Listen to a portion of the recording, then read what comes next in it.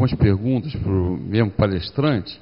Queria pedir autorização aqui para o Dr. Denegre. Tem 4 perguntas e gostaria de, se ele concordar, né, de fazê-las todas. Né? Acho que fica mais fácil para o andamento do debate. Primeiro do Ricardo Latiger, perguntando como anda o Inova Petro. Segundo, do Leonardo Melo, perguntando quais são os elementos principais de uma agenda pública para ampliação de empresas de capital nacional. Qual é o papel da FINEP neste cenário? Terceiro, Fernando Siqueira pergunta: há 2 entraves para as empresas nacionais. A derrubada do artigo 171, que diferenciava a empresa brasileira de capital nacional e empresa brasileira de capital estrangeiro. Hoje, o conteúdo nacional inclui empresas estrangeiras. 2. O Repetro deu vantagens fiscais para as empresas estrangeiras em detrimento das nacionais. Como resolver isso? Parabenizo aqui pela brilhante posição. Aqui do nosso colega conselheiro aqui do Clube de Engenharia, Miguel Pinto. Pergunta: várias das grandes empresas tecnológicas hoje nasceram de startups e universidades americanas apoiadas por capital de risco. Aqui no Brasil, a empresa nascente morre sem recurso para a inovação no mercado. Como a FINEP, para incentivar nossas empresas incubadas de base tecnológica, se tornariam novos Googles, Facebook, etc.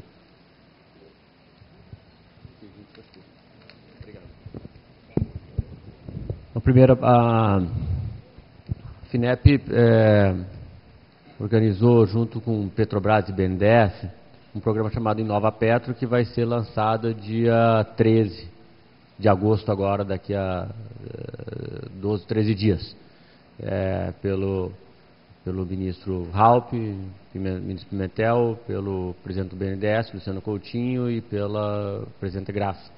É um programa amplo, evidentemente vai ser anunciado pelos ministros. Se eu anunciar aqui, depois eu não sei se eu permaneço lá no meu carguinho lá, né? Então não, suponho eu que não dá para anunciar, mas é um programa focado em tecnologia, nas áreas que são críticas do ponto de vista do desenvolvimento brasileiro, na direção da qual nós estamos falando. E nesse programa ele tem características suficientes para que a gente consiga selecionar as empresas de capital nacional, apesar, respondendo à pergunta 3, apesar das alterações que existem do ponto de vista da legislação brasileira. Por quê?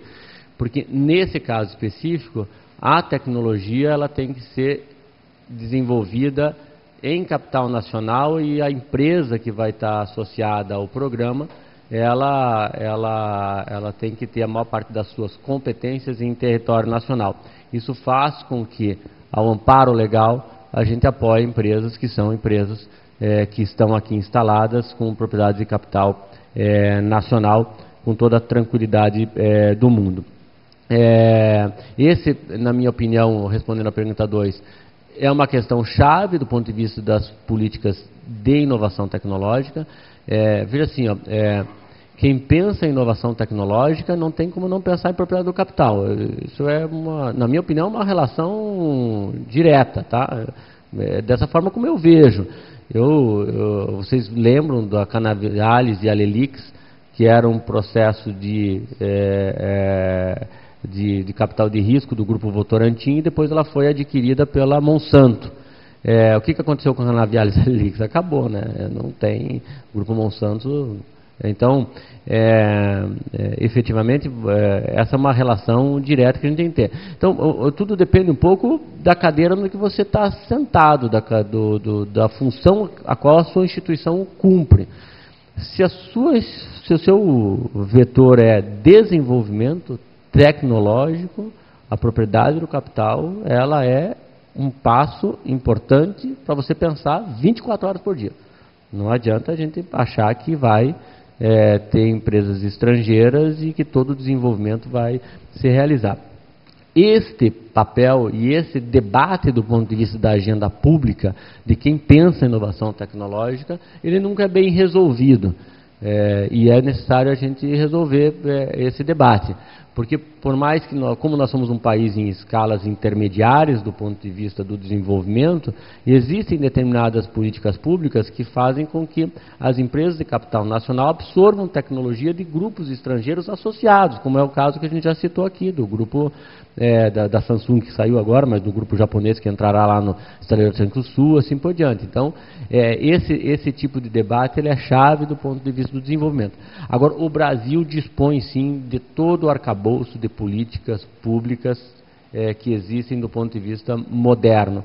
O Brasil está muito bem equipado com as alterações de 2004 e 2005, com a Lei da Inovação, com a MP do Bem, etc. Então, o Brasil dispõe de isenções fiscais, o Brasil dispõe de modernos instrumentos de subvenção, ou seja, o Brasil faz subvenção.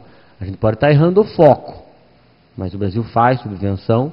O Brasil tem instrumentos de créditos capazes de fazer isso também e tem investimento em risco.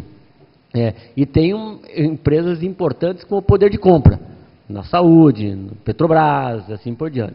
Então o Brasil dispõe desse arcabouço. O que, na minha opinião, pode ser que tenha uma necessidade grande e ajustada, é onde que a gente mira com esses canhões todos que a gente tem.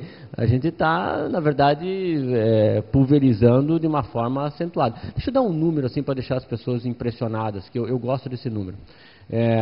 Antes de chegar à direção da FINEP, eu fui durante 3 anos e meio membro do Conselho de Administração da FINEP. Não que isso represente muita coisa, porque a máquina do dia a dia te ensina outras coisas que você não conseguia enxergar. Mas deixa eu falar uma coisa, eu fiz uma análise de 1998 a 2008, todos os contratos e convênios da empresa FINEP. Para vocês terem uma ideia, foram 13.349 contratos e convênios, para não mentir, tá? 13.349. A média não chegava a 2 milhões, dava 1.300.000 e pouco. A FINEP hoje tem em torno de 30 mil contratos e convênios dentro de uma instituição que tem 600, 700 funcionários. É impossível, inimaginável que uma empresa pública consiga cumprir a sua função de focalizar os seus recursos e de fazer o desenvolvimento tecnológico com esse pulverizado de ações que se tem de projetos de 1 milhão, 1,5 milhão, 2 milhões. E é inimaginável achar que grandes tecnologias surjam de projetos dessa natureza. Eu não estou, sob hipótese alguma, achando que a gente não deveria irrigar o sistema. Agora, irrigar não significa... Porque a ideia de irrigação é legal, né? Da ideia assim de plantas crescendo, frutificando, irrigando o sistema, né? Mas, na verdade, você está pulverizando, entendeu? O recurso não tem foco, não tem prioridade, não tem causa. Agora, esse é o governo, é o Brasil, pessoal. Esse é o país que a gente vive. Entendeu? Esse é o país que a gente tem que dizer o seguinte: olha, pessoal, vamos tentar fazer apostas. É assim, fazer escolhas. Escolhas são difíceis. E são difíceis não apenas dentro da ciência, dentro da tecnologia. Elas são difíceis num país que tem enormes dificuldades. Você tem um país que tem problemas de saneamento, educação, saúde, transporte, infraestrutura. Então imagina assim, nós estamos fazendo um debate aqui sobre engenharia, empresa de propriedade capital nacional, ciência e tecnologia. A gente já tem... Você imagina, você sobe e escala o debate sobre desenvolvimento. Então veja assim, é difícil, não é fácil, é difícil achar um caminho. Num país democrático, e que tem que ser assim, os melhores caminhos são encontrados em países democráticos, mas a gente vai ter que fazer o grande debate para fazer. E eu gostei quando a gente diz o seguinte: olha, a COP está junto se a gente for claro, mas nós estamos sendo claros, talvez, da onde que a gente acha que deve chegar. Primeiro, nós temos que fazer um processo muito acentuado de escolha de prioridades, de focalização, e de acabar com a pulverização dos recursos, numa estreita associação entre universidade e academia, onde você tem empresas associadas a esses desenvolvimentos. Isso é factível, exemplos importantes da COP, que tem aí, que estão... E nessa direção que a gente está caminhando, e nós estamos muito claramente dizendo o seguinte: A FINEP é uma instituição importante do Estado brasileiro. Foi fundada tem 45 anos. É a principal instituição que tem o debate. As pessoas respiram inovação tecnológica na FINEP, respiram inovação tecnológica há 45 anos.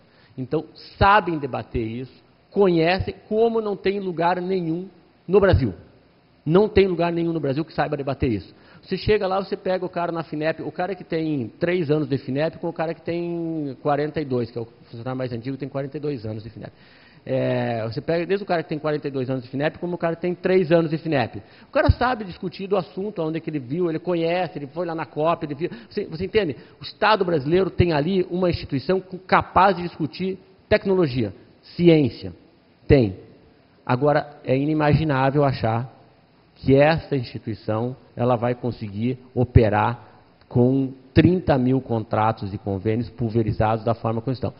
Ela precisa ter o seu FAT, precisa crescer e precisa operar alguma coisa em torno de 40 a 50 bilhões por ano para se transformar numa empresa viável, eficiente, com capacidade de atender a projetos não reembolsáveis da academia, das empresas e a projetos reembolsáveis das empresas, assim por diante.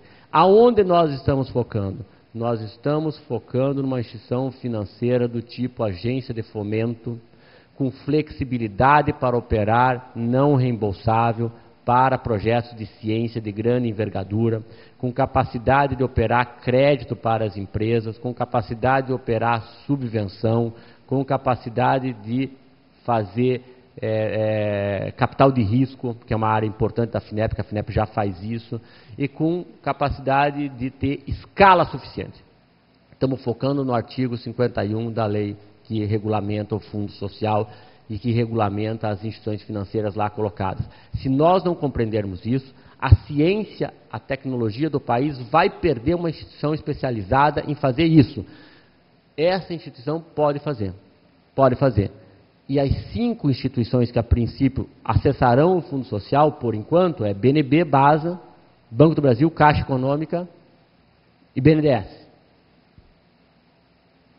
Então, nós precisamos ter uma instituição que consiga fazer, com escala e com competência, acessar esse Fundo Social com capacidade de alavancar.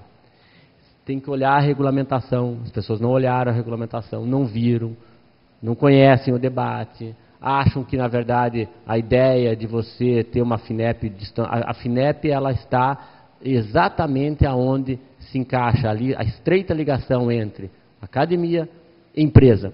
É aí que está o nosso foco. Então, é aí que está o nosso projeto e nós somos muito bem claros nessa direção. Tenho certeza que a COP vai estar junto com a gente porque ela conhece esse projeto. Bom, gostaria de dizer que o Clube de Engenharia também estará junto, tá? Tem 2 perguntas aqui, professor Segem, o Ucaran. O que impede a COP de desenvolver um novo modelo de licitação de serviços públicos com a participação de Sinaem, Clube de Engenharia, SENS, Rio de Janeiro, CREA, FINEP, BNDES, visando tecnologias e programas de planejamento e produtividade das grandes obras? Pergunta do Maurício Santos. Gostaria de saber em que estudo histórico e econômico a COP se baseou para traçar a política de fornecer a instalação de centros de pesquisa de multinacionais na Ilha do Fundão.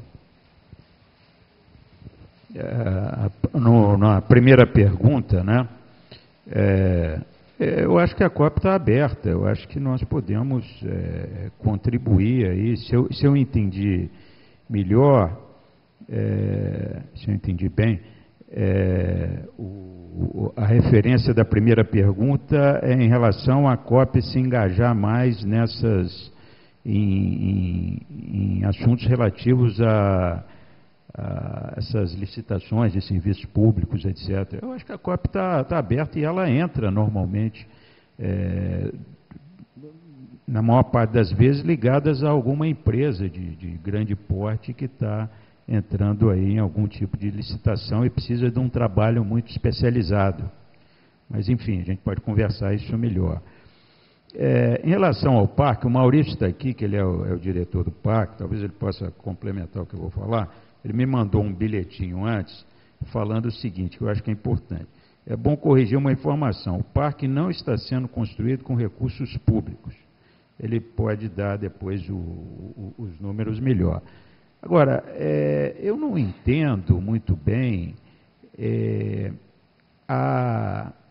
como se diz, nós refutarmos uma empresa, tipo a BG Group, que é uma empresa britânica, de se instalar no Parque Tecnológico. Eu vou falar dessa empresa porque eu fui uma das pessoas que participou da interlocução no início. BG Group é uma empresa que ela participa com a Petrobras de alguns blocos, inclusive do pré-sal, né? E ela tem um valor significativo nesses blocos, né? E uma conversa que nós temos, há uns 2 anos atrás, a BG Group estava pensando em montar um centro de pesquisa, não sei, em algum local do Rio ou fora do Rio, para gerir os recursos que ela tem em relação à participação especial, que são recursos significativos. Estamos falando de um valor muito grande de investimento que a BG Grupo deve fazer em pesquisa e desenvolvimento. Eu tive algumas reuniões com eles, me procuraram para conversar sobre essa área de petróleo, estavam chegando no Brasil. Eu sugeri que eles se estabelecessem na Ilha do Fundão. Agora você vai falar, qual é a política que você baseou nisso? O que eu tentei mostrar para eles, que eu acho que é do nosso interesse, é que não teria sentido eles pegarem parte desse recurso, que é muito grande, 0,5% eles podem investir internamente e montar um SEMPzinho da BG aqui no Rio de Janeiro ou em outra cidade do Brasil. Eles poderiam fazer uso de facilidades que nós já temos em grande parte e precisamos de empresas que necessitem de serviços qualificados e diferenciados nesses laboratórios. Quando a gente fala das universidades, a gente tem uma impressão errada. Primeiro, que o governo sustenta os laboratórios. Ou se pensa que nós estamos na miséria absoluta ou na riqueza absoluta. Não é nenhuma das duas partes. Não é nem o preto nem o branco. Nós temos grandes instalações, mas temos extrema dificuldade